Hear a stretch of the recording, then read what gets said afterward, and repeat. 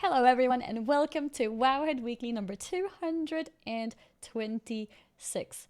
Shadowlands Alpha is still going with full force, and we have a lot of things to talk about today, specifically about Torghast, which will be really, really exciting. One of the things that I'm looking forward to the most with Shadowlands.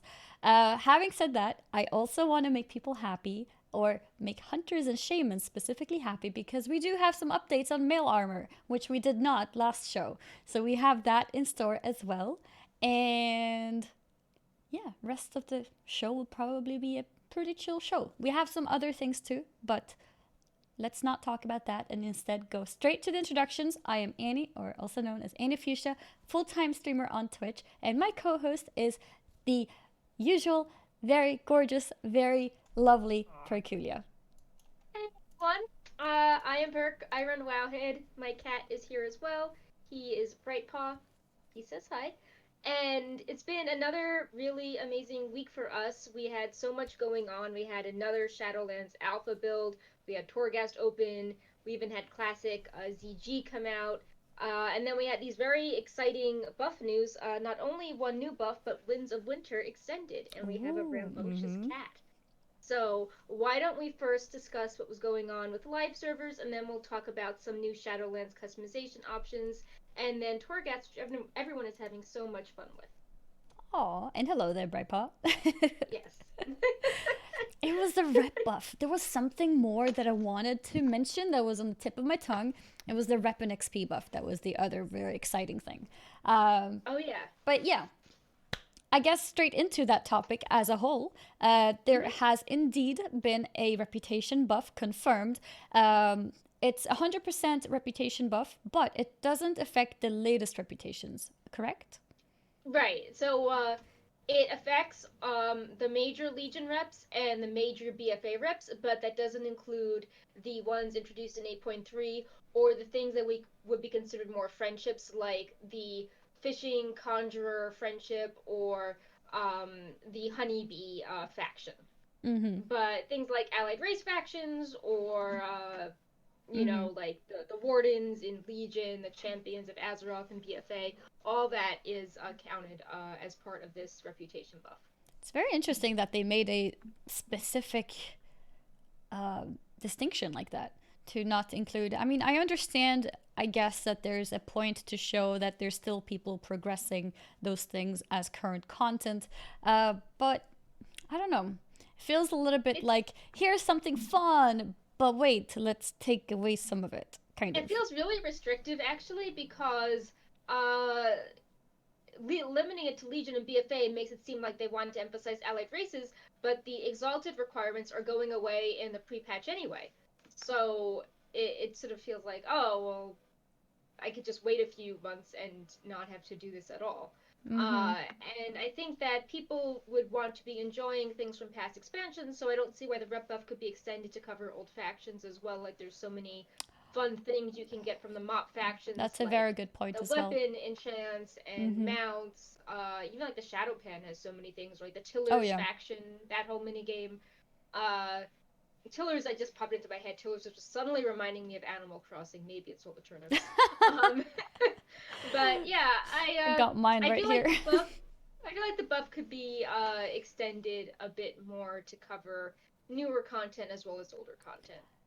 I agree. I actually didn't even think about the older content part, that that part is also restricted because, as you say, a lot of people, especially people who decide to start collecting but haven't done it in the past, a lot of those people tend to focus on the reputation locked mounts, such as the ones from TBC, and not having this reputation buff on those old ones is a little bit of a question mark. Like, why not?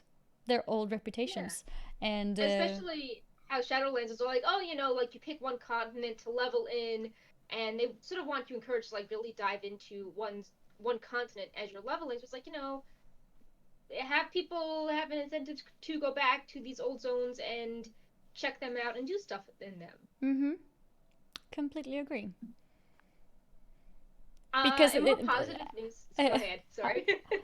it's just Yeah. coming together now in my head, so I need to repeat it again what you said. Yeah. The Yeah. fact that the Legion and BFA reputations were focused would indeed imply focus on allied races becoming easier to unlock, but then that requirement goes away soon.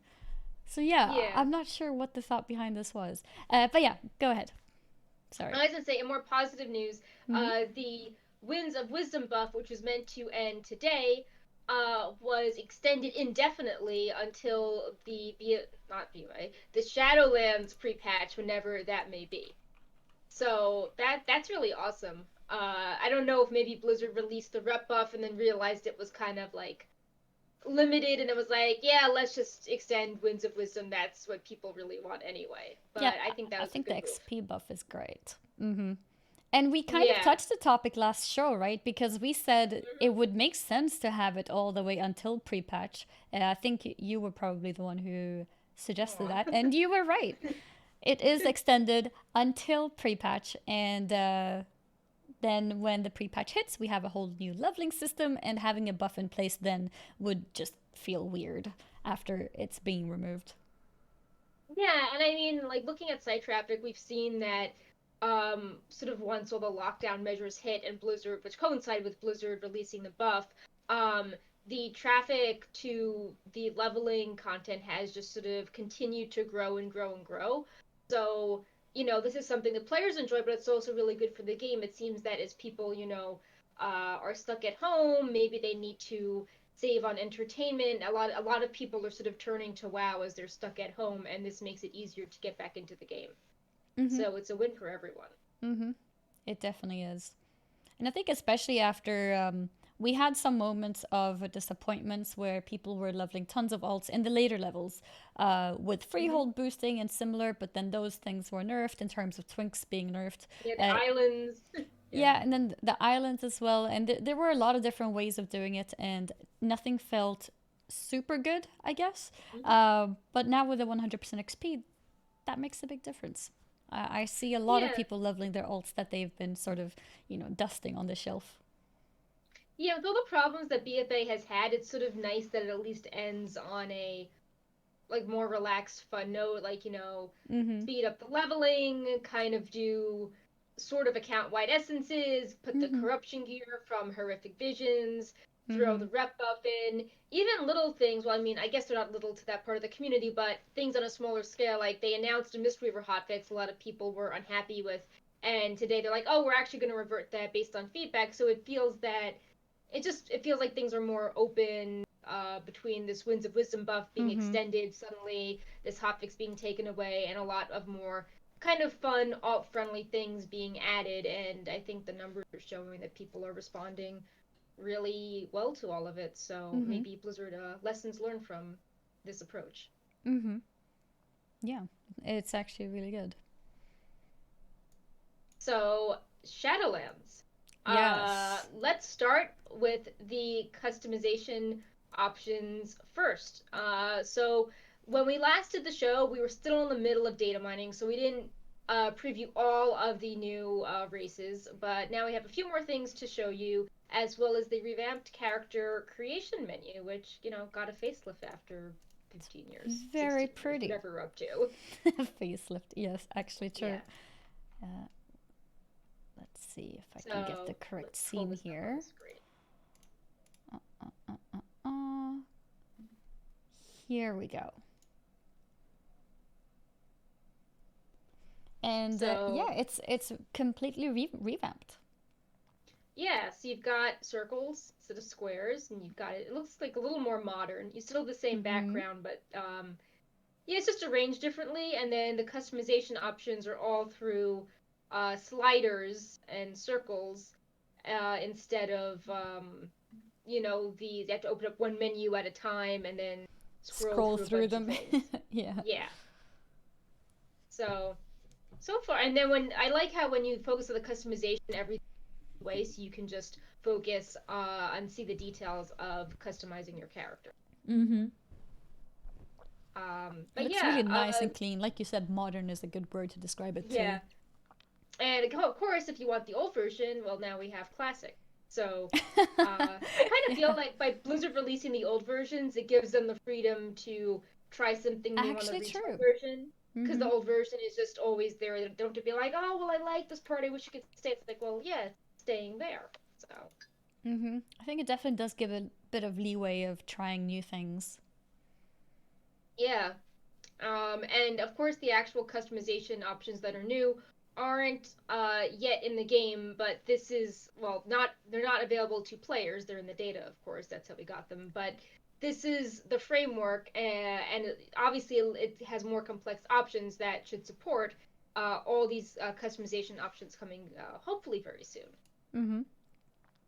Um, Also, for whatever weird reason, Kulturian humans and Worgans weren't in the character selection screen, but that seems to be a bug. If people are looking at this and being like, "Why is this race missing from the screen?" That's a bug. They have not been deleted. Actually, the human race has been discontinued. Oh no! Mm-hmm. Who's gonna rule Stormwind now? Well, we're gonna have to figure that out later. Yeah.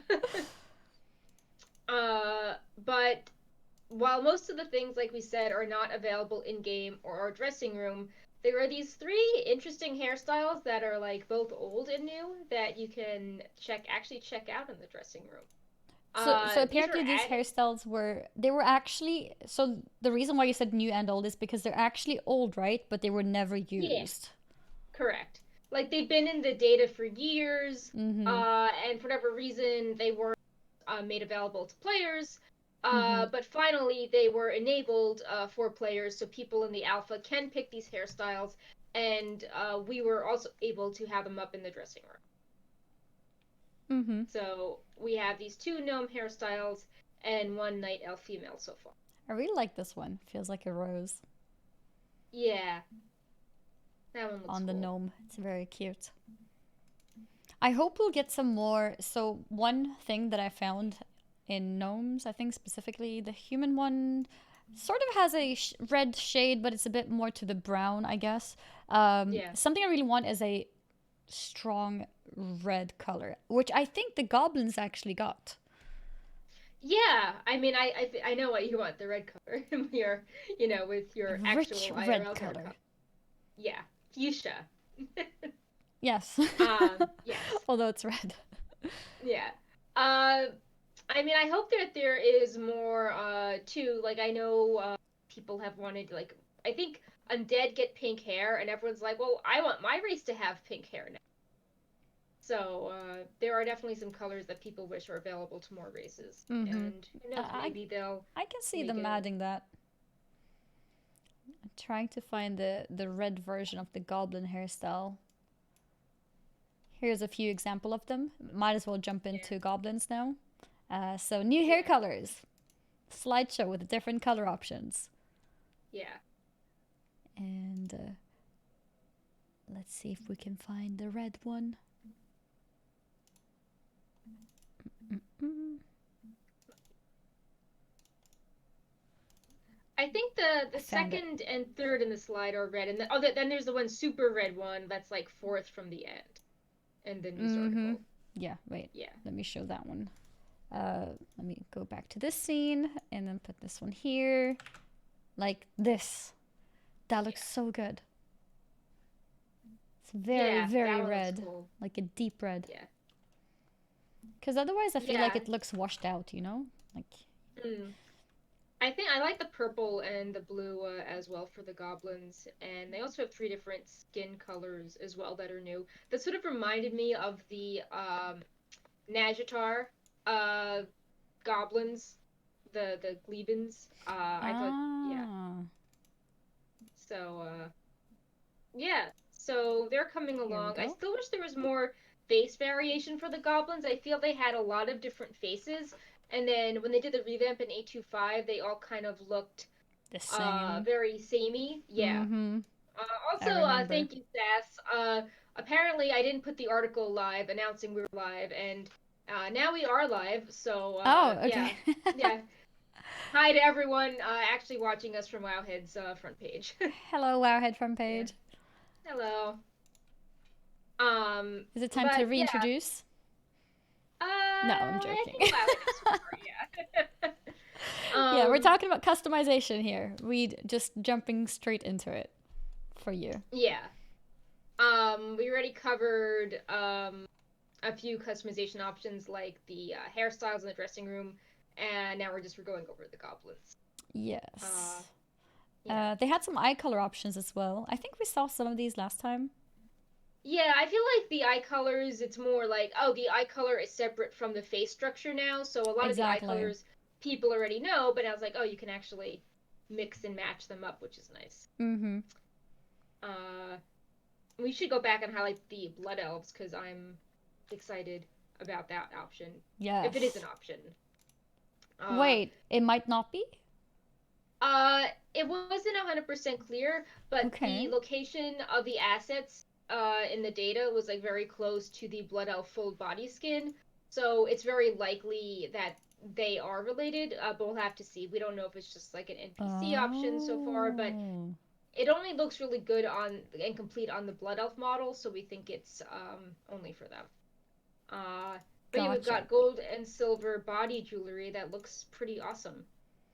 They look amazing. Yeah, I think we I saw would like. a slight version with just the bikini, and I remember thinking that looks amazing, just the bikini color. And then now it's Right. added jewelry. Oh yeah, you don't have any blood, so you're like, wow, I like that bikini, Yeah, I and I didn't was like, oh, realize there's their just their underwear looks so underwear. good. Yeah. Yeah, the jewelry looks really good with the underwear. Yes, So it's like it's yeah, matching. yeah. As a human, my underwear never looked good. So I would It's never human. It's consider just going like brown, chestless. right? Yeah, Yeah. And the blood elf one looks amazing. yeah. Yeah, That looks really good. I am in no way saying that the bikini is new. It was just a realization for me last week when we were looking at the models that the bikini on Blood Elves actually looks amazing. Well, I shouldn't call it bikini, it's just underwear. But it looks Right. amazing. Um, it looks like an actual piece of clothing to match with other clothing, you know? Like you could wear the top as a part of a full armor set, I'm sure. It looks Especially with the nice. jewelry. Especially Or now you with know, like jewelry. Look at this. I mean, there's so many other sets that have cutouts now, even going back to, the AQ sets in Vanilla WoW, that you could have sets that show off this jewelry really nicely, or, a Mm-hmm. backless top. There's so many options. Mm-hmm. So I hope these are options. Crossing fingers, we'll test out customization in a future alpha build. I think that was on the soon, not TM horizon in the Blizzard notes.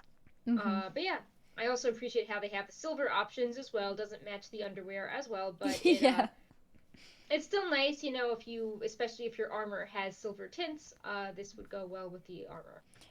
Yeah, that's a good point to make. Even if the silver looks bad with the underwear, if your armor is actually covering the underwear, then it's no problem. Then you have it to be Yeah, able to match your armor. So yeah. that's good.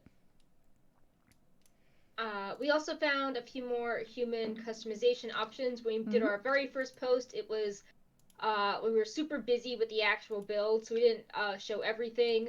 Uh, in the earlier post, we highlighted the makeup options, but now we're also highlighting hair color for human female, as well as some face customization options, including some really cool asymmetrical scars, kind of like the Kultirans have. Yes, let me get the picture with the scar straight up. Here it is. Yeah. Really cool. Was there only one option so far with the There scar? is. Because I did Looks see like an. Mm-hmm. there are two options. There was another option for men as well. I don't know if you have both or just the Ah, okay. female option. I think I I only will got the put. female options here. Okay, I'll just stick that in the notes. Gar, if you want to show that one too. Mm-hmm. Let me open it. Because the other one that stuck out to me with the female options are, it was another one here that looks a bit like Freckles. Oh, there's So, actually a few male scar options as well. Now that I'm opening them up, I can see them in a little more detail. yeah, I think I was Uh, only looking at the female options. Let's take a look here. Oh, yeah.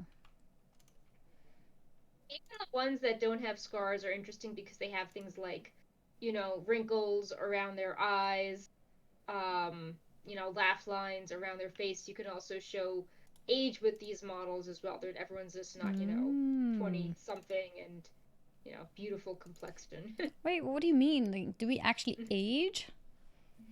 No, well, I guess we'll learn about death and aging in the Shadowlands. uh, Here, let me show you guys this one. Very nice image of a male face that has gone through some aging. Yeah. And let's find some interesting scar ones too. I put three of them in the notes. Got him.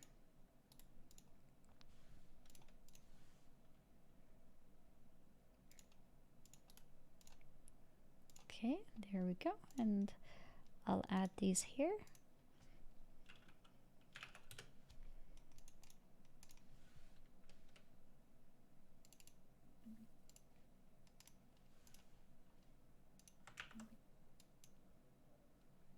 Okay, it should show now in just a second. But yeah, that's really cool. So it seems like the male model is getting a few more scars. Maybe we'll see more on the female too in the future. Yeah. But for now, it's nice to see that it is a thing in the first place. Yeah, I thought that maybe the tech from the Kulturan humans with the asymmetrical face scars is letting them do more similar things with other races in the future. Mm-hmm. And yeah, like I would love to see more as well, more variety. Mm-hmm. I think that would be really nice, especially because usually people are like, oh, like the woman model has to be like all dainty. So I think it's great they actually can show age and get a scar, but I would just like, more variation. Because, not every character is like 20 and a beautiful mage that's never, been in battle before. I'll have you know, I'm a 20 warlock. Never aging. No, but yeah, it is really nice to have a bit of variety. Some people like to play something that they're not themselves, right? You might want to play an older character, even if you're not RPing. You may just like the idea of it. Maybe you feel more wise that way. So having that option is always great. The more options, the better. Why limit? Yeah. Mm-hmm. So that's basically it for now with the customization. Of course, keep you updated if there are more polished looking things we can post either on the site or the dressing room. But we're gonna get a little more technical now and talk about Torghast for a few minutes. It's finally here Yes. after all of the hype. Yes. Torghast, one of the most fun experiences so far that we have seen coming up in Shadowlands. Yeah, I think it's a really exciting direction the game is taking because uh, MMO is a certain genre, but Blizzard is always trying new things that aren't exactly in the MMO genre. Like, in Mm-hmm. Torghast, you can do this by yourself. It's like in the vein of the Mage Tower and Horrific Visions. And I think that, whatever the old genre of an MMO is, this fits really well into people that maybe want to spend time with friends, but also maybe want to do something by themselves and have that solo challenge available to them and do things with fun builds. Mm-hmm. So, yeah, this seems like they took some lessons from Horrific Visions and the popularity of the Mage Tower and are now making this be a major feature of the expansion. So it just seems really cool, like watching the streams and seeing all the really funny rooms, like the axes falling and the crazy monsters that pop up and crazy powers people can get. Um, so yeah, one thing that people found very interesting is that Torghast is not measured in time, but in deaths. Mm-hmm. And you That is can really die a cool. certain number of times before this monster comes to find you. And he looks like a badass. If you want to show the picture of Yeah. him, Let me get this he looks picture. he's not a friendly, cuddly guy. And how do you pronounce his name? Taraguru? Uh, yeah, Taragru, I think is how you Taragu. pronounce it. Yeah, There he is, the monster that will come fight yeah, you when you have failed the floor. yeah. And yeah, he starts slowly making his way to you, and he has an aggro radius, and he can melee you to death. Um, but if you make it to the exit before him, then you're safe for the next. Mm-hmm. So I can see people having interesting strategies of trying to deal with him, to survive him, or to like kill the boss, like sprint to the end. Mm-hmm. But yeah, so that's a fun death mechanic. It's really interesting. So And you fight Terragu, and if you manage to defeat him, you go back. no, if you manage to outrun him, Outrun him. then you make the next floor. Normally he'll one shot you, but I think there are some crazy builds you actually have a chance of defeating him, but Oh, that's like very, very difficult. gotcha, gotcha. Yeah. I need to jump into these Torghasts. I still haven't done it. Yeah. I need to do it. It's Looks so super fun. exciting. Mm-hmm. Yeah. Another thing we wanted to show with Torghast is to show one of my co-hosts took Oh, your Squishy. voice is cutting sometimes, and now it just happened Huh. a lot of times. Hmm. Right, Paul, Try what did again. you do? I was going to say that we can show some of the crazy floors. Squishy took a clip, I think, of the axe floor. If you wanted to Mm-hmm. show that. I can play the video. Cool, Are you awesome. guys ready for a very cool clip to get Yeah. insight on how it looks like inside?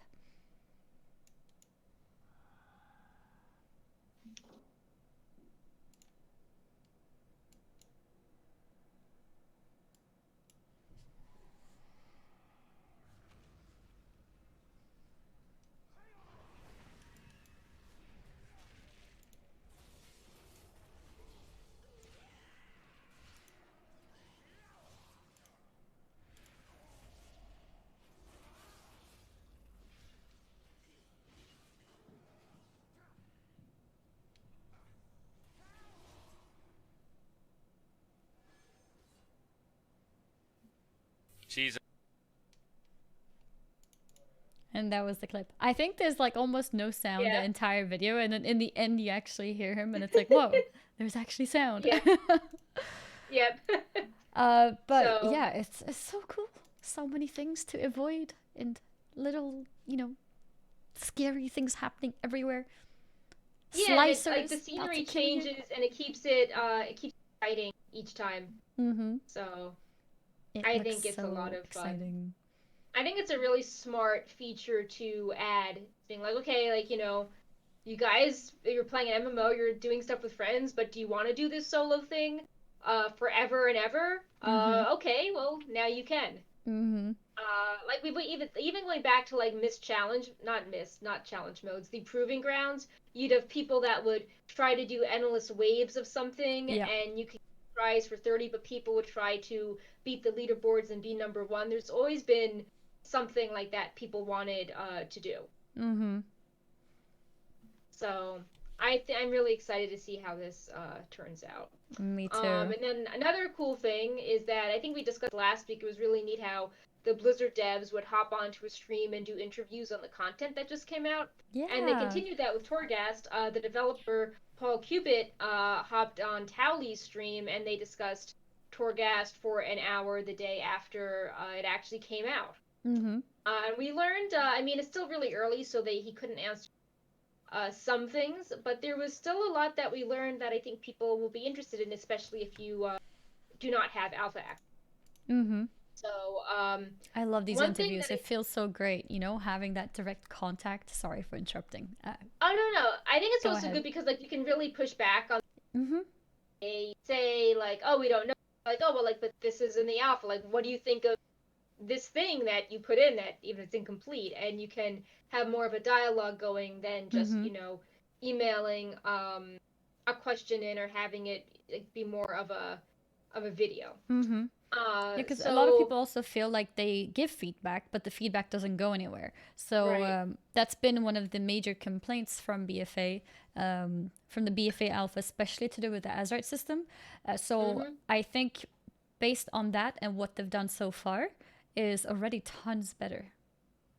Yeah, and like even if they can't implement something right away, it's at least more effective when you hear the dev explain why they can't like just turn around and add something Mm-hmm. right away. It just sounds Communication. humanizing. Yeah, Mm-hmm. and they can explain it a lot better in front of. Yeah, Uh, Perk's mic does go a bit in and out here and hmm. there. Uh, I think you're still hmm. understandable. It was only that one time when I stopped you from Okay. talking, that it was hard to understand you. Yeah, it is doing something. Maybe it's Brightpaw. Right. Sitting right in the center. Okay, well, now it's my turn to take over. But yeah, it's mostly just some words here and there. If you're not understandable, I will let you know. Yeah. You can continue for now. I was gonna say that the first thing. By the way, I don't have notes. We have a cat sitting on the keyboard, and he closed them. I was gonna say that one thing that was interesting was how the acquisition method to getting the keys was much better than Horrific Visions. Instead of saying, okay, you can only get 5 keys a week and you're limited by certain runs, they have this more elaborate system where you do a lot of content in the world and then you get the currency to go into Torghast, but there's no cap on how much of that you can do. So the example they gave was you need to get the currency in the endgame zone called the Maw, but the Maw has the Eye of the Jailer debuff that will make it unbearable to spend all your time just sitting and farming it. And to survive in the Maw, you need to get this currency called Anima from the other zone that can help negate the effects to let you spend more time in it. So, and then once you can get into Torghast, the run can be as long as you like, or if you have a fail, you can go right back in and cycle again. But so they're saying you can do Torghast as much as you like, but Brightpaw, there's a cat here. Keep needing to work for it to get back in. Yeah. Yeah. Like they were saying that I instead of relate. saying you can only cat hair everywhere. You can only do Torghast 5 times a week. It's yeah. Torghast could be 30% of your playtime. So if you have 10 hours to play a week, Torghast you can maybe do Torghast for 3 based on how much time you spend out in the world. Yeah. I don't know, 40 hours a week, then you can have more time to repeat that cycle and end up spending 12 hours in Torghast a week, which I think is better than I agree. I think it's than better to be I only have a limited amount of time. Suppose you have a lot of time, you're oh well, I can't farm anything else. Because you can't go again. Now with Torghast, if you have an empty Saturday. I have to stop you there. It feels like your mic is getting worse. I don't know if we should maybe restart the call or if you should move it maybe. I'm not sure if it's the sensitivity. Just moved it. Yeah, I just moved it actually. Okay. Yeah, let's try this and see if it's still cutting. Because I'm wondering if it's the voice sensitivity which does it or if it's a microphone problem. Yeah, it was farther away from me and I just tried to move it back. You sound clearer, a lot clearer. Yeah. Let's see if the... I think Brightpaw had knocked it away. So... Hopefully this is better. Yeah, the sound quality is definitely better. Now it's just a question of whether the cutting will still happen, because that could still be a connection issue, like a physical cable issue. We'll see. Yeah. Well, but it sounds better. You sound very clear. I blame the cat for headbutting it away. I do that too. Yeah, I don't want to stop you because you were right in the stuff, but if we can't hear anything, then it's yeah. We want to hear what you're saying. Were people able to hear that though? Okay, maybe you restart from the point of you talked about the system, right? The percentage. No. The idea of how many hours you put in will result in more runs. You were saying something towards the end, but it was hard to understand. Oh, I just on the interview they talked about a proportionate amount of time. So if you played 10 hours a week, maybe 30% of the time you could spend in Torghast if you just wanted to spend all your time farming. But if you played 40 hours a week, you could spend 12 hours in Torghast because you could repeat that outdoor zone Maw Torghast loop more and more times. Which feels better than feeling that you have a whole Saturday free, but you can't get a single Horrific Visions key. You ran out of visions. But this feels that if you have you can marathon Torghast if you like, which I think sometimes people really want to do that when they're stuck at home or want to have a gaming day and they don't just want to play in bite-sized increments they're in the groove. So there's still a tiny bit of cutting, but I think there is an improvement. So maybe it is a sound sensitivity thing. So if you just keep trying to be close to the microphone, it should be okay. Yep. And Right paw, don't headbutt it. I was going to compare Uh, it to the Mage Tower system. So the Mage yeah. Tower system, we were able to repeat as many times as we wanted, as long as we farmed the were the Nether shards. Yeah, it was the nether shards, and then it was also the building contributions when the mage tower was. True, it wasn't always available. Um, Right. it's funny. I became unsure about Nether shards because that's the currency that we use here on the stream. So I was like, Yeah. am I mixing it up with something else? But yeah, the Nether shards, you were able to farm them in order to do more runs, and so that was also an idea of a limitless way of doing it. But this system with Torghast seems a lot more, I guess, complicated, more intricate, more things happening, more, yeah, more meaty, more things to Yeah. keep track of.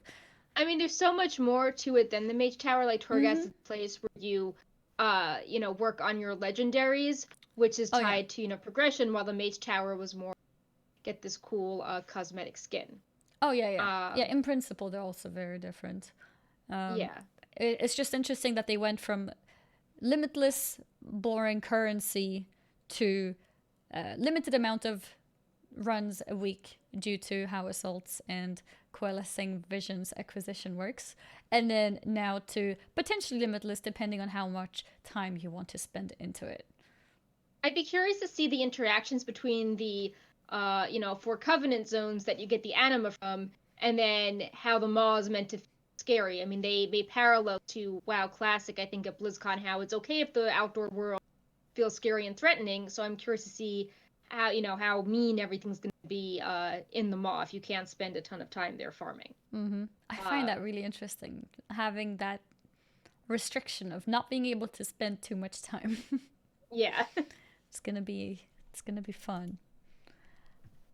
um, What else did we have Something else here? I found interesting was that they were talking about introducing tech to scale mobs by role and even by spec. Because like with horrific Oh, visions, normally it's done by role, but then they're realizing that with solo content, there's even variation with DPS. It's not just yeah. like all DPS created equal. So I'm hoping that the spec tuning can turn out well, because some anima powers can do pretty crazy things, and you Mm-hmm. want all specs to feel good, not like, oh, like my spec is like the weak one in Torghast, or like, my abilities don't feel as cool as this mage, blowing everything up. Yeah. Uh, Yeah, I remember when horrific visions were still hard, I guess, before rank 12, um, 5 masking, that is. And yeah, as a warlock, especially, it was extremely punishing in many ways. Whereas if you played something like a demon hunter, it was a lot easier. And I guess in the sense of if we had had this type of system, then I could imagine like the warlock would get more things for um, survivability, maybe, as they don't have the same type of leech or. Yeah, basically depends on your spec. Like for destruction warlocks, what they would have needed is more consistent damage as well, because they have very, very, very extremely strong burst. But then outside of those 2-3 minutes, there's not much else to do damage wise. So I could imagine an anima power then would be to do something to help the warlock have more consistent damage. So it's going to be interesting to see how these things balance out, because that's also a question. Is it really balanced? Like I read all these anima powers and it all just sounds like fun. yeah. But of I course they mean, have to consider balance too. I think it's meant to sound wacky. So Yeah. like it's wacky just in Torghast, but none of that carries over to, raid or PvP. yeah. But I think if everyone is wacky, that's fine. Mm-hmm. If everyone has a different way to blow things up and get to the max level, that's cool. But if like one class is clearly, dominating, then it's not as fun. Mm-hmm. And kind of speaking of that, they were talking about how Torghast isn't timed, but they were thinking of a solution to add a soft timer per floor because they don't want people to feel like if the floor is difficult, they should just AFK until all their cooldowns are up and pop them, and then like Oh, AFK and then get the next mob. Because I know that's also interesting. not going to be good, because then of course the classes that have the burst cooldown are going to feel that they can, kind of cheese their way through the more difficult floors. Infernal Dark Souls every 2-3 minutes. Let's wait. Yep. Yeah. No, it's actually true though. That does make it. I mean, it's not even fun for the person playing like that either. They just feel like this is the safe way of doing it, and Yeah, like no one's enjoying that. mm-hmm, So they don't it's not fun, you're not really accomplishing anything on your character, like you're not enjoying your anima power. If it's mm-hmm, getting to the point where you can't play unless like a 10-minute cooldown is up, then there's an issue. mm-hmm. Indeed. Speaking of these And anima powers, I yeah, let's have highlight some. I have a cool picture of how the let's see what it was called. Anima Also, orb? I just looked at the notes, and when Brightpaw was sitting on things earlier, I see he had Mm-hmm. something. So Oh, yeah, yeah. that's okay. Yeah, sometimes my cats also write things in the Wowhead notes. Yep. It's okay. Um, But yeah, this so thing if looks you're so also cool. Yeah, if you're wondering why like only certain classes were on streams or only showing certain classes with powers, that's because they opened up testing for Demon Hunter, Mage, Priest, and Warlock only at this point. So those classes are a bit more polished. Mm-hmm. And some of these abilities are just so fun. I think some of the mage ones, again, the priest ones, I like there's like horrific dictionary, holy hellstone, power word snuggle. Uh, Mages have mad touch of the unseen, wizard hat, but spelled like Whizz. Mm-hmm. Tome of Zoomancy, Everwarm socks, which lets you walk around with ice block on. Art of the Blink Mage, Oh, that one is like you Manifeter's can't Bib. move, right? But you can blink as Yeah, much as you want. even these names just sound really hype. Like they seem like with most abilities they have to sort of sound serious, but with the Torghast ones, it's like it's just like more tongue in cheek, more puns, which I Mm-hmm. think is Mm-hmm. I think that's what uh makes Torghast just such a great whole picture. It's the gameplay, which is very interesting and very fun for both solo and multiple people. And then it's got the comedic value to it with these ridiculous talents and things that they can't put in the game normally because there would be balancing issues. And, just put a little bit of that and then a little bit of that into a big bowl and mix it around. So cool. I love it. It, yep. it feels like the devs really had fun working on this. Yeah, and it just seems like it's so outside like the WoW lore and just the WoW atmosphere that they can create something new and not have to worry about like, oh, like does this sound like something that's old, or how does this ability work in a raid? Like it can just be something fun and stand on its own in this new fantastical environment. Mm-hmm.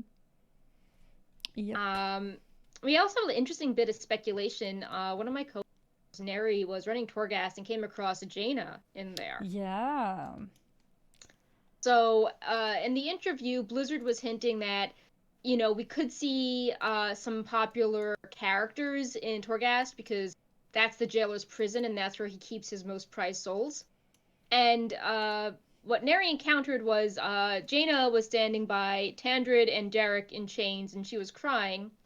And if you break the vases by her, which is a really common thing to do in Torghast, like Diablo, break the vase, get stuff, you kill Tandred and Derek, and then Oh Jaina starts crying no. again.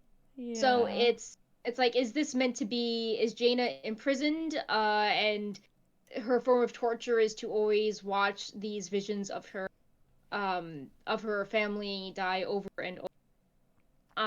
And we also found some NPCs that were added at the same time in a similar like numerical range for characters like Gen Greymane, Thrall, Garrosh. So I wonder if, maybe Thrall is imprisoned and he's reliving the duel with Garrosh, and the disappointment that he, coronated him war chief, and then Garrosh turned out to not be good for the Horde, or maybe Gen is seeing something with Thanos. It's unclear what, but it seems that other characters will appear in similar ghostly roles in Torghast. Mm-hmm. I wouldn't think that the Lich King's going to be there though, because they wanted to something really big with him if they even do anything. They said they're not just gonna put like a throwaway Yeah. reference to him Mm-hmm. in Shadowlands. Again, if he's gonna be in there, it has to be done well. Mm-hmm.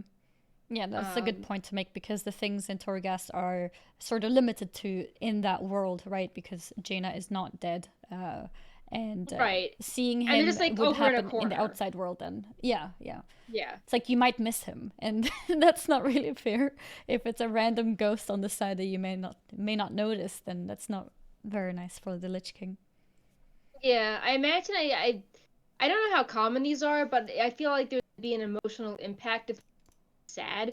Like if you see some, I don't know, like spirits of Teldrassil or Sourfang or Varian, like lots of lore characters that had really tragic deaths, and we Mm-hmm. thought, like, imagine if we thought someone was like, they died as a hero and they got a hero's death, and we see like Sourfang show up, uh, like imprisoned by the jailer. That would just be so sad after he thought he did this big sacrifice, and now he's just like Mm-hmm.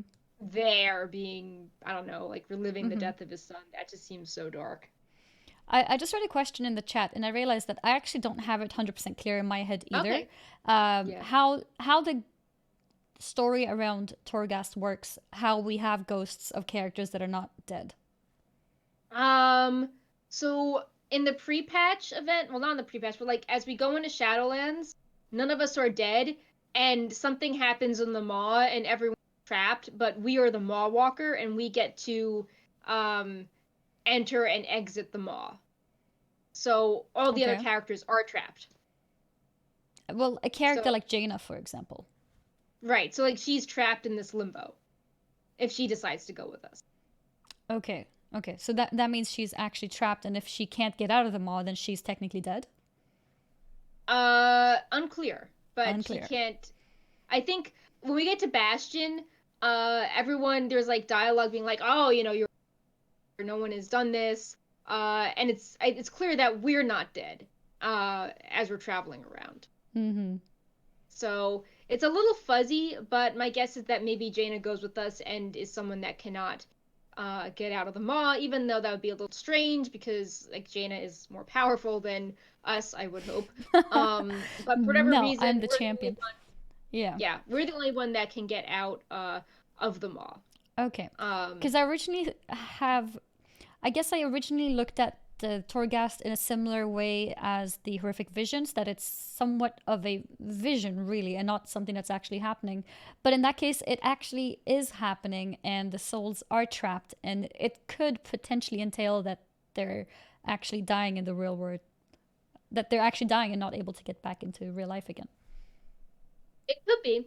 Also, we do a little bit in the notes when we get to the lore section. We do have some story explaining Mm-hmm. like how Torghast is empowered and how we start going in there, and we do meet some other characters that aren't dead, that are just being actually imprisoned in Torghast. So Mm-hmm. it seems that it's just like it could be a place for uh souls that are tortured, being imprisoned, are about to die. Like there are some other mechanics where you free a soul and they give you a buff with the last of their energy and then they fade away.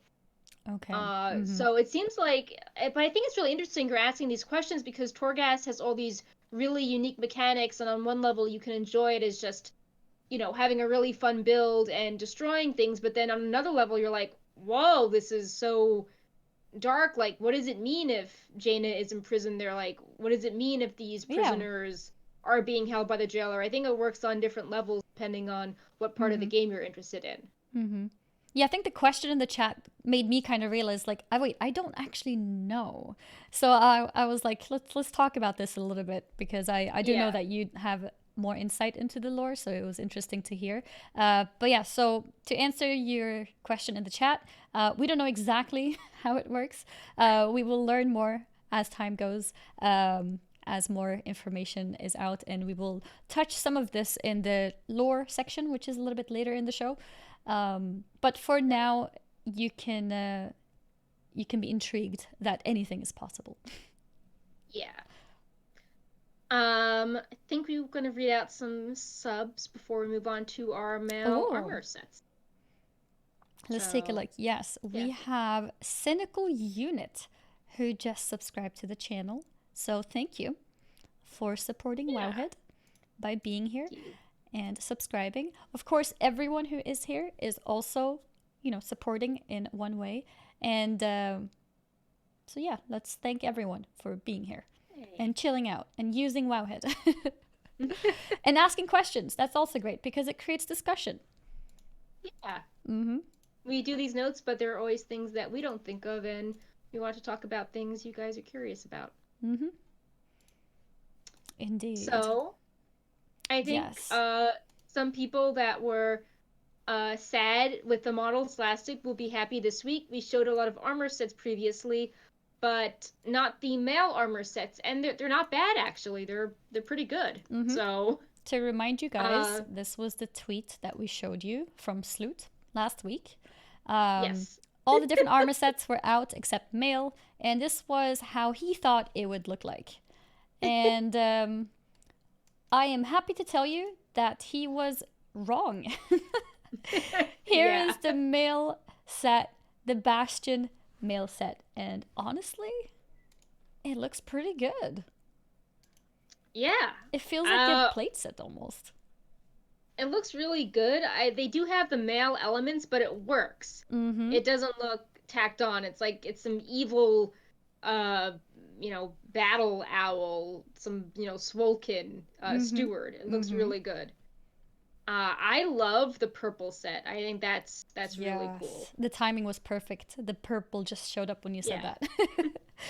It was all planned.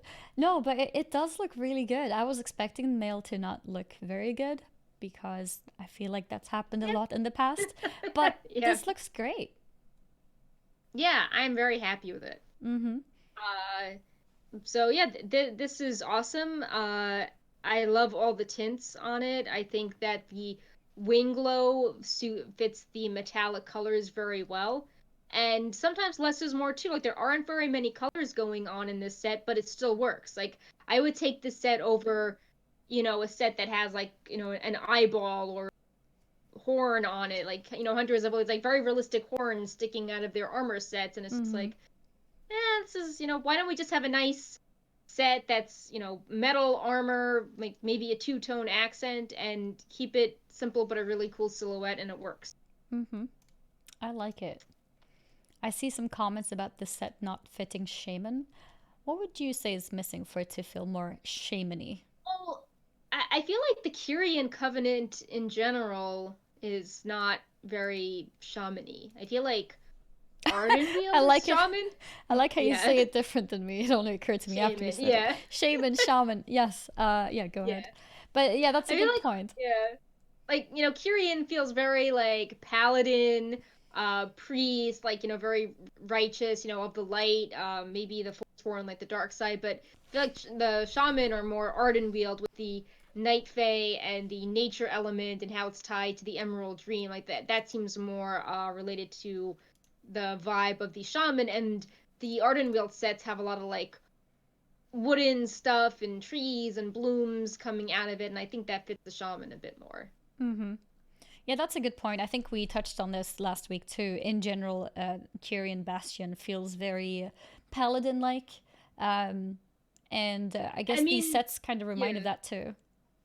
Like, the priest class hallmouth, the owl, like that's basically like the things running around Bastion. It's so similar. That's true, actually. Yeah, it does fit priest too. Not shadow priest, but priests in general. Right. Yes, you're right.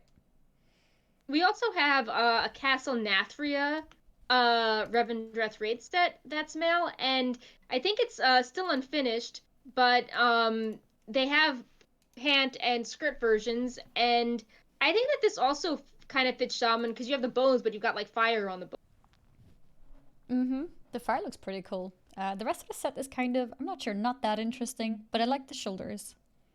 I think the shoulders really set it off. And usually the stuff from the first raid is a little more subdued than the rest. And I think the last image has the pants. So if you, I don't know, if you're not a shaman, if you're a hunter, you can have these big things and not feel like you're in a shaman healing kilt. Actually, the more I look at it, I really like the shoulders. They do look really good. Not just the fiery effect, but the actual design of it itself. It's a little bit Yeah. asymmetrical too because of the skulls on one side, and then the other side looks more like, I don't know, like fangs or something. No, they're And actually looking at them. They're actually knives, are they knives? like bone knives. Cool, Yeah. bone knives. Yeah. That's cool. Daggers, yes. Yeah. Bone knife But daggers. the rest of the set looks a little bit boring. But maybe if the whole set was like that, it would be too much. Yeah, then people would say it looks kind of tacky, and if you had fire everywhere, then it would look like a Fireland set, which I don't doesn't really fit the theme. This is more, vampires. Mm-hmm. Yeah. I like it. So, So that was yeah. from one of the raids, correct? Yeah, this was from the very first raid. Mm-hmm. And wasn't there something about these transmogs that kind of revealed that there might be two raids coming up? Yeah, so these icons were called like Revendreth raid, but then the plate mail set, not the plate mail, the plate set from last week and the cloth set from last week were called Maw raid, which implies if they have different naming structures Mm-hmm. that we're gonna get like the Revendreth vampire raid and then something with the Maw later on. Mm-hmm. And actually, our next, if we have nothing more to say about this actually ties in really well to our first like lore and spoiler point. Spoiler part. Yes, I think we are Yeah. ready actually. This All is right. very interesting. Let me get Yeah. the spoiler tag up. So if you don't want spoilers, this is the time to mute. And when the spoiler tag is gone, wait, this direction, then you can listen again. Yeah. So yes, what do So, we have? okay, so Nathanos might be a raid boss. Yeah. No more Nathanos. Anyone want to kill uh, Lathanos? I mean, we did break him out of the ice, but I don't think that was enough. yep. Yeah, so after surviving ice, winning surviving Battle of Zaralor, escaping from Battle for Darkshore, escaping from the Fourth War, it seems like we might actually confront Nathanos. Yeah. Uh, and we think we might confront him because when Blizzard updated the dungeon and raid encounter in the latest build, uh, they assigned names. All the new encounters have names.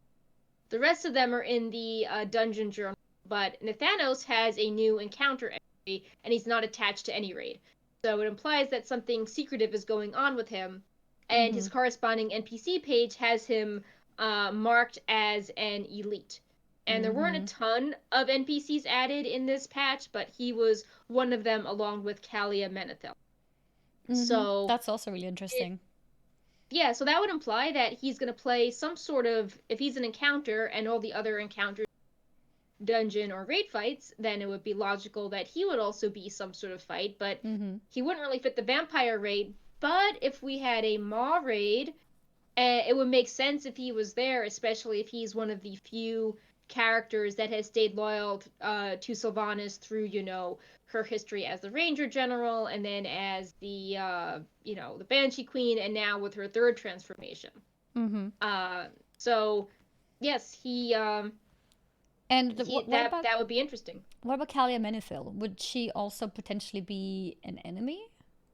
Like a I boss? don't think she would be an enemy, but I think that since Kalia kind of usurped Sylvanas's position and Sylvanas killing Kalia sparked the whole you know issues This happening division. with Before Mm-hmm. the Storm, it would make sense that if Nathanos was meeting his end against us, that Kalia her story would continue in some way if she's like de facto taking his rollover. And the lore interview with Steve Denuser talked about how the change in Forsaken leadership would be developed slowly over time. So it would make Interesting. sense Mm-hmm. that Kalia would be involved in taking down someone like the advisor to the former leadership. Mm-hmm. So I think a lot of Mm-hmm. people are very excited about facing Nathanos because, like I said, he just keeps like surviving Yeah. everything, Keeps getting away. and it's like Sylvanas has gotten rid of so much of her previous life. Even in the Loyalist cinematic, she was making it seem like she didn't, she was sort of done with the Forsaken as well as the Horde, that she used to pity them, but she's like beyond them now. But Nathanos is still loyal to her. It's like this one constant throughout her life. So it would be interesting to see what happens if he is in danger, if he like the one stable thing, in her life and on death. Mm-hmm. Like, what is Sylvana's role in this, and what is sparking it? And yeah, it's going Is to be this meant to be a interesting. challenge? Like, Sylvana is like, you're just serving death. Like, you don't need this, mortal serving you anymore. Like, you need to Mm-hmm. get rid of him and embrace your new role. Will be interesting to see. We Yeah. know in the Will she prequel, help him? right? Like, will he ask her for help? Will she turn her back on him as like a final rejection of her, past life? Mm-hmm. Uh, so that would be interesting. Mm-hmm. But yeah, all we know is that in the prequel, she's going to order him and Sierra, who is killed and resurrected in the battle for Darkshore, to try to track down and kill Bwansambi, which is Mm. not successful based on the data mining. But you're like, okay, so what happens to Thanos? Is he being punished for not being successful? Like, does he die and end up in the Shadowlands a different way? Yeah. It would be interesting to see what is going on with Nathanos. So, Mm-hmm. uh, not really anything conclusive, but we don't want to make a post called like Nathanos as a raid boss, because that's like, that's Super too clickbaity. spoilery. Yeah, Yeah, that too. so it's like, hey, we didn't forget about Nathanos. He's probably doing something as In an the raid. encounter that Mm-hmm. we can fight against. People might be happy about that. Mm-hmm.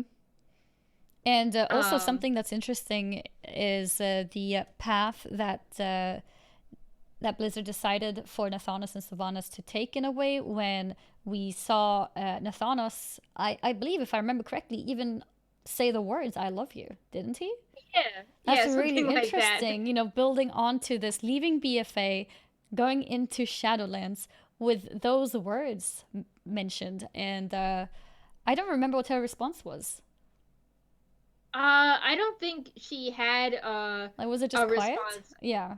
Yeah, I think that the character then, like, Nathanos was talking about like preparations and like to stay strong, and Mm-hmm. then the character enters the scene and Sylvanas talks to us separately. Gotcha. Because that also makes it interesting if we do end up fighting Nathanos after he basically poured out, expressing love for her, and then let's say she doesn't come to help him, then does she care about anybody? As the Right. as a sort of cherry on top. It's also interesting with the Forsaken because it's always like, oh, like they can't show feelings, Mm-hmm. like, which is obviously not true, because branch of the Forsaken that are feeling rage, like the night elves that got resurrected, and then you have some Forsaken that wanted to meet up with their human family from Stormwind. So they're not all the same, but there was always a stereotype that they're like emotionless and they can't feel anything, and they can't think of stuff from their past life. But here is Nathanos, like a very high ranking Forsaken, showing emotions for the first time, Mm-hmm. and what's going to happen to him. Yeah. I guess we'll So, see. yep. So the other story bit we had in mind to share with you was some spoilers from Revendreth, which is the zone leading into Torghast, and it's the zone with the climactic moment where you need to choose your covenant. Uh, Mm-hmm. and this information was sort of along the lines of broadcast text. There was some like UI element where you could see summaries of each chapter on the map, and Blizzard sort of spelled out all of the Revendreth story. So that's how we have this like nice chapter summary of Revendreth. Mm-hmm. But basically, the highlights are: you go to the land of the vampires, and you're helping the leader, who is called Sire Denathrius, and you're trying to help him put some rebellions down. And you're helping him, but then you realize that the leader is the evil one, and you want to be helping the rebels instead, the rebel vampires. Mm-hmm. So you then join the rebellion in Revendreth, and you learn that their leader has been captured and imprisoned in the Maw, and then you go to Torghast to free him and some other prisoners. You learn that Denathrius is the one who is responsible for taking all the anima and sort of starving the Shadowlands. He's one of the allies of the jailer, so that's a big deal. Like, we learned who was responsible for creating all of this chaos in every single zone. So we had to plan to apparently attack him and deal with the anima, and Denathrius then destroys part of Revendreth and then floods the maw with anima, giving the jailer more power. So that seems to end really badly. And then that sort of explains how the jailer is even more powerful, how we see Torghast as this prison, how the maw is now even more dangerous, and that's why they're the Eye of the Jailer buffs, and that's why it's still like inhospitable. And yeah, that's the story of Revendreth. And then after that, I assume things are so bad that we have to pick a covenant. So like a complete setup for it. Yep. So when you first quest through Shadowlands, you have to do things in a certain order, with Bastion first and Revendreth last. And so like the story builds into this confrontation between the being that's been stealing all the anima and all of us and all of the allies we've encountered from the past 4 zones. Like, everyone is trying to fight against this like false leader of Revendreth. And then you pick the one that you want to fight with. Right. And it's interesting because we were discussing how when this was first presented at BlizzCon, we're like, oh, it's, the jailer and his partner Sylvanas, but now it's like, oh, like the jailer had Muzala whispering to Vol'jin to oppose Sylvanas, and now the jailer has this vampire that took all the anima, and there's just more and more allies of affecting the story. Like, this guy is totally new, Sire Denathrius. We've never heard of him, and he's now playing such a major role in the story. So it makes you wonder, like, what other mysteries of Azeroth were actually done by someone that the jailer is working with. It's not just Sylvanas. It's and that like we a whole don't know. network of them. Yeah. It's like a whole introduction of a lot of different people. And how does Sylvana tie into all this as well? Right. And when did he start when did this all start happening with the anima? Because, we're wondering, it's like, well, the souls from Teldrassil got stuck in the maw. But, what about, was this happening in early Legion?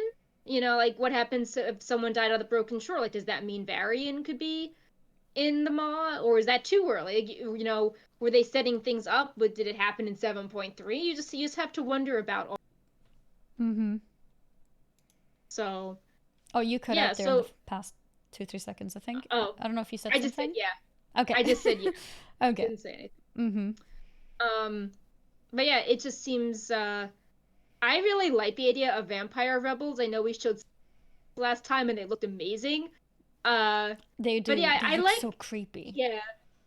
I like how in the zone we played through Bastion and now also this zone, like, it's, the appearances are not what they seem at first. When you think Bastion, you think Paladin Priest, but then you're like, hey, they're kind of fanatical, and Uther sort of isn't joining them, and the Forthorn failed their trial. Like, they're not all like the good guys, stereotypically. And then with Revendreth, you're like, oh, like the vampire leader is not someone we should trust, but they're actually nice vampires that are rebels. Like, it's so, like, the model of the accuser, who was the one that we're trying to imprison, that tells us all about Denathrius's true motive. She has this amazing, like, goth vampire model, like flowing cloak, ball gown. And it's like, oh, that's cool. I'll help some fancy rebel vampires. But yeah, I think that's about it for our lore that we have going on. And I think we want to close just with a quick look at professions. I know our classic themed profession post was super popular last week, And Oh we yeah. now have Mm-hmm. optional reagents, which are also kind of interesting. Yeah, it is really interesting. Let me show you guys an image of how it looks like. So, in case somebody's kind of half listening because of the spoiler part, spoiler tag is now gone. Or, yeah. No more spoilers. We're now going to talk about the professions. So, I have an image here which shows how it may look like. There Yep. we go. So, here we see tailoring and a specific item being crafted and seeing the optional reagents and what they can potentially give you. So it's like customizing your gear in a way. Yeah. You can craft up to 2 optional reagents. Um, there are different categories of optional reagents. One is a word of power that increases the item level of your item. Mm-hmm. Another is a guaranteed stat or extra socket. And the third is a special effect that does something like, for example, blacksmithing. They've got one that increases damage while fighting aberrations or undead or humanoids or beasts. Mm-hmm. I have some examples here for alchemy, Yeah. different ones that they have. So the professional ones are then on specific slots, so not on all of them. And it seems like category 1 and category 2 is basically for everything. It's like Titan forging and socket into work for it rather than just straight up RNG. So the blacksmithing effects are limited to wrists and helms. The lastrite spikes are belts. The alchemies are cloaks, and enchanting are shoulders. Which again feels very much like classic. Like, remember shoulder enchants? Like, I mean, obviously, like, ZG has just come out in classic, and it's like, oh, shoulder enchants and Nax enchants, and Mm-hmm. shoulder enchants were always such a big deal. Like, grinding out the Hodir rep, and now it's just like, oh, I never do anything with my shoulders anymore. So I think it's Yeah. neat how there's even that little like classic throwback vibe to Mm-hmm. do something with your I shoulders. think it's actually really boring that you just enchant 3 slots on your gear, and Right. 2 of Well, those that's slots all is the changing. same piece. It's a ring. Yeah. uh, Yeah. so it's yeah, it's gonna be interesting to get back into actual enchanting, feeling useful as an enchanter, and I think they're bringing a lot of professions back in that sense for people to feel like their professions matter. Jewel crafters probably, hopefully, too feel more useful with creating gems and with more sockets running around, right? I mean, not running around, but appearing around. Because what's happened, I think, in the earlier patches before this guaranteed slot that we have with Horrific Visions, people barely had sockets. You were one of the very lucky people if you had more than, let's say, 3-4 sockets. So it's gonna be nice. Yeah, there's a jewel crafting reagent that adds a prismatic socket, so that's nice. And then people hate RNG, so there are other optional reagents that guarantee that secondary stat on your item. Mm-hmm. It's gonna be And interesting. Yeah. So I forgot what I was gonna say. You go on. I'd say that the enchants aren't as boring as well. It's stuff like instantly blast the target with ice, Mm-hmm. dealing frost damage. Like, it's not just, oh look, I got 5 agility, woohoo! It's It's more a use interesting. effect. Mm-hmm. Yeah. Press a button. So, TLDR, in Shadowlands, you will have more binds. Yep. Get ready. And more interesting things with professions than BFA. I liked the Yes. Legion professions, like all the storylines were really cool. Uh, but I guess looking back, like the storylines were neat, but the actual profession stuff was like, eh. But I feel like this is a more interesting system between the classic throwbacks and these optional materials. I don't remember what enchants we had in Legion. Like, what slots? I don't. There wasn't a ton. I think you could have cloak, neck, ring, weapon.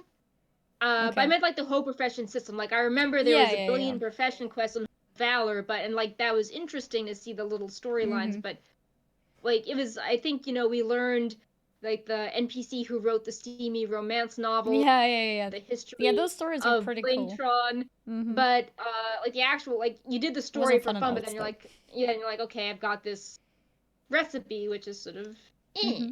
But now Mm-hmm. I think the system is better with the reagents and a greater variety of stuff you can get that's actually fun to use and craft. Mm-hmm. Yep. Um, Oh, So we just had Rinse Winth. Hopefully, I didn't say that too strangely. Gift 10 subs to the channel. awesome. Yeah, 10 gifted subs. Thank you. Yeah, it's Thank you for awesome. supporting Thank you. Wowhead. And yeah, Yeah, congrats to those of you who just got a free sub. awesome. Thank you so much. You can now use and abuse all the emotes, as I tend to say. Yep, we have a brand new emote We or do. two if you missed it earlier, celebrating Stevon and all of his amazing data mining. And yeah, we'll Mm-hmm. do another data mining stream. Like, we're in the groove now with them, so you can Mm-hmm. use them later on this week when he starts up the stream and finds more cool male armor sets and Mm-hmm. NPC. Mm-hmm. Indeed. Professions weren't great for alts in Legion. Yeah, that was my little small Yeah. comment there. Professions was very fun in terms of following the storyline and everything. You know, get a little sense of background story with a comedic side to it in some of the stories. Some were a bit more serious, I think. But on an alt, it was not fun because some of those professions that you needed required you to go through the whole storylines, and many of the story steps required you to do dungeons, and it wasn't very fun to do dungeons on alts.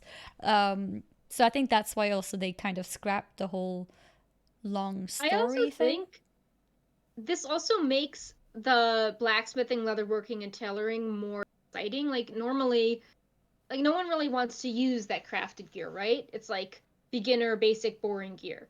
But now with these interesting reagents you can put into just the crafted gear, those items are suddenly valuable. Like you can't put an optional reagent in raid gear, but you can put it into this interesting, lower level piece.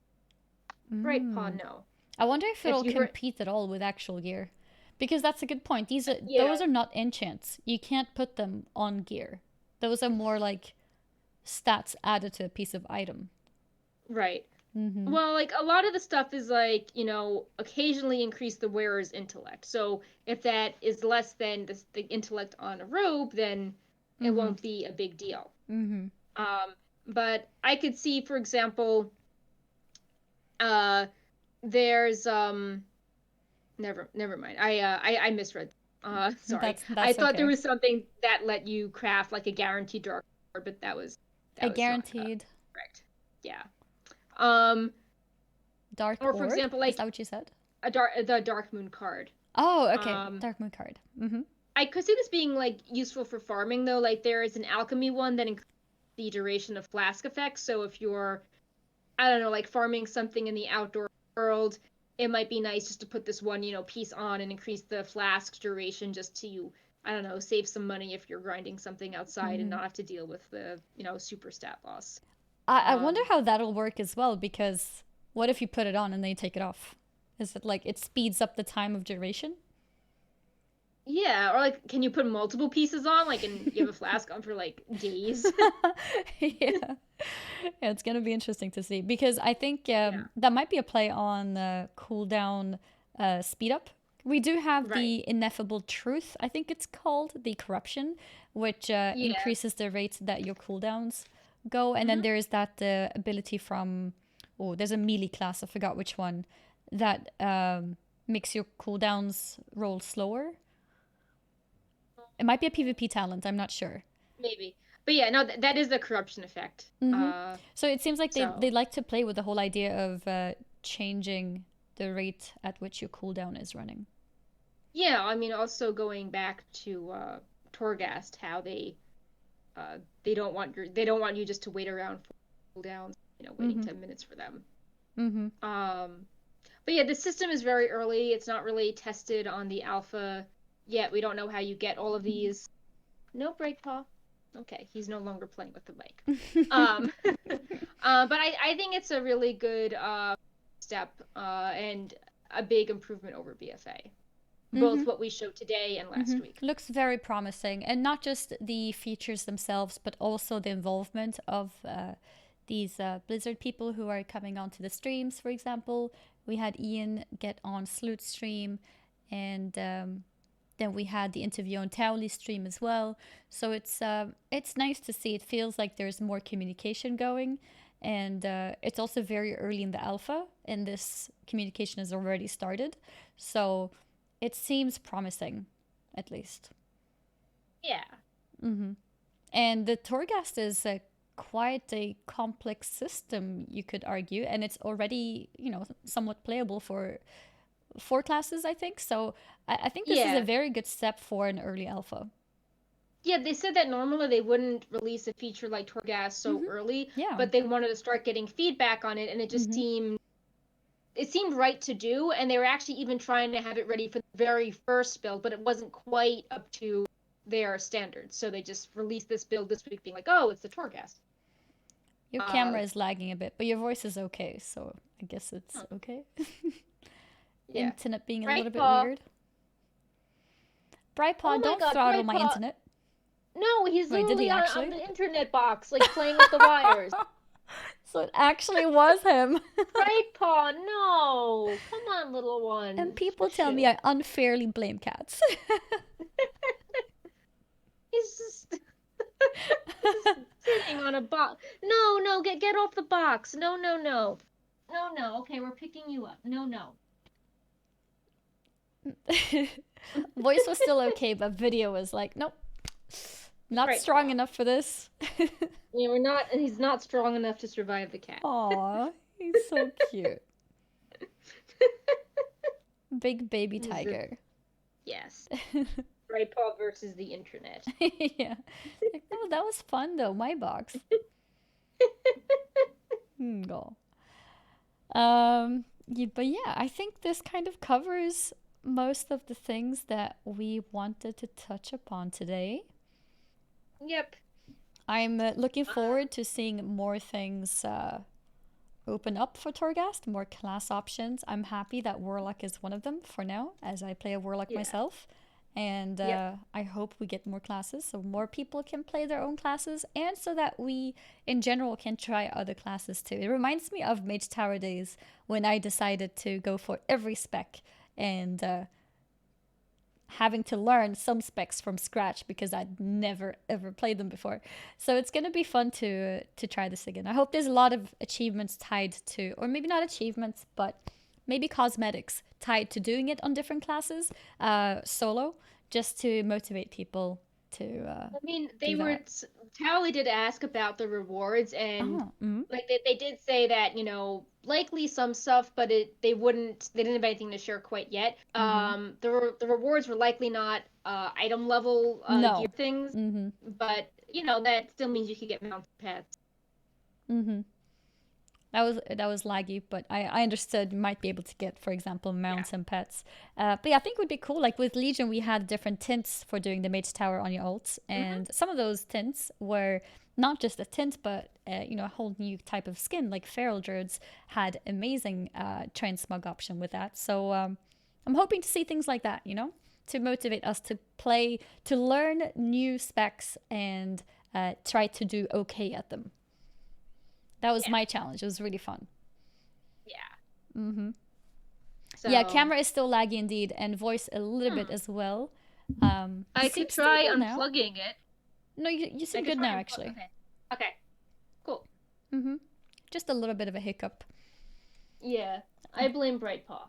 Yep. For sitting on the box. Yeah, the router just had a short PTSD of being touched by the cat. Smothered by the cat.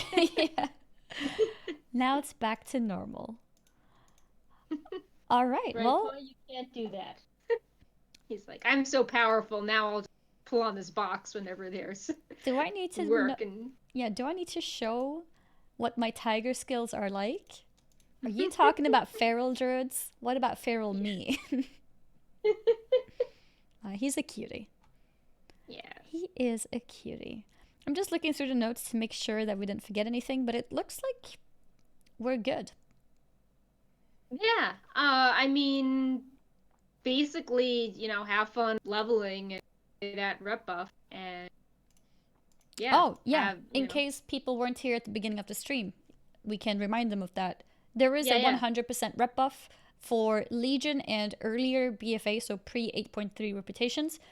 Maybe not that exciting, but also the experience buff. Reputation That's If you're true. farming the Paragon mount, can speed the boxes. That's true. If you were as unlucky as me, then you might have a lot of Paragon mounts that you still want in Legion. Took me a long time to get them.